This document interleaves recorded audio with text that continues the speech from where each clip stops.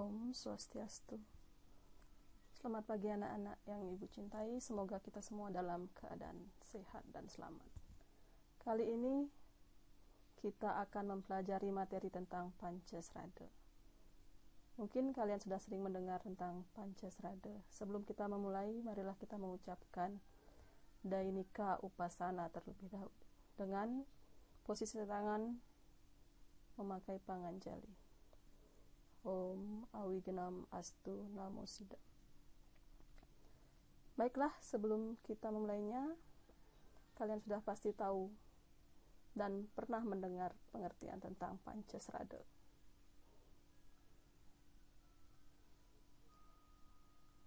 Adapun tujuan pembelajaran yang akan kita capai pada kali ini, yang pertama adalah menjelaskan pengertian Pancasrada, yang kedua menyebutkan bagian-bagian Pancasrada, dan yang ketiga menjelaskan masing-masing bagian Pancasrada.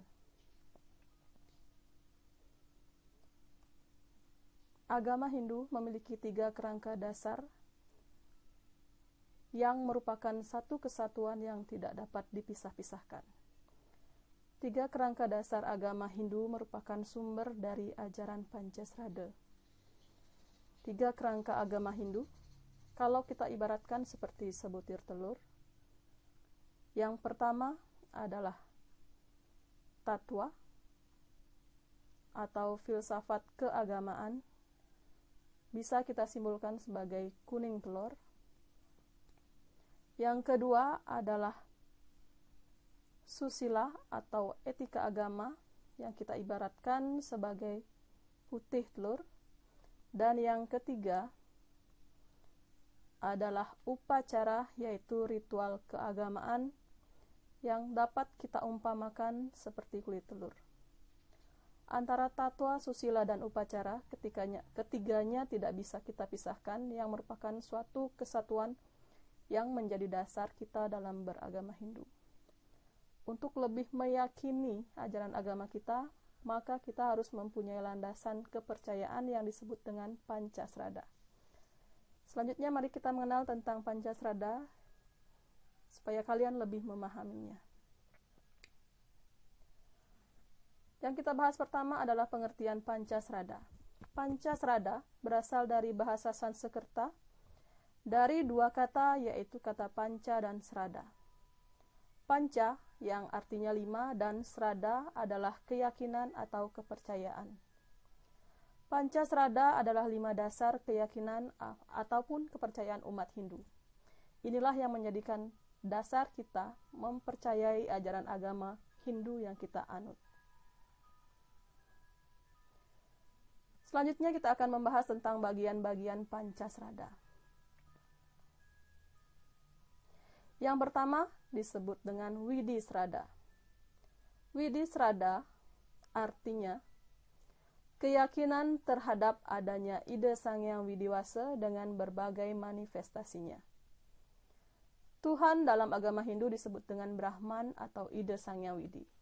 Kita meyakini segala yang ada di alam semesta ini berasal dari Sang Hyang Widiwasa, diatur olehnya dan semua akan kembali padanya.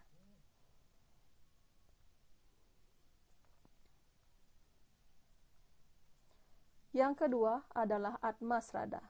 Atmasrada yaitu keyakinan terhadap adanya Atma yang menghidupi semua makhluk. Atma berasal dari ide Sang Hyang Widiwasa. Atma dapat kita artikan sebagai percikan-percikan kecil dari ide Sang Hyang Widiwasa yang menjadi sumber bagi semua makhluk hidup. Ada 3 makhluk hidup yang diciptakan oleh ide Sang Hyang Widiwasa. Yang pertama adalah manusia, yang kedua adalah binatang, dan yang ketiga adalah tumbuh-tumbuhan. Di antara semua ciptaan beliau, manusialah yang dikatakan paling utama karena memiliki tri pramana, yaitu Bayu, Sabda, dan Ida. Sedangkan binatang hanya memiliki Dwi pramana, yaitu hanya Bayu dan Sabda, atau tenaga dan suara.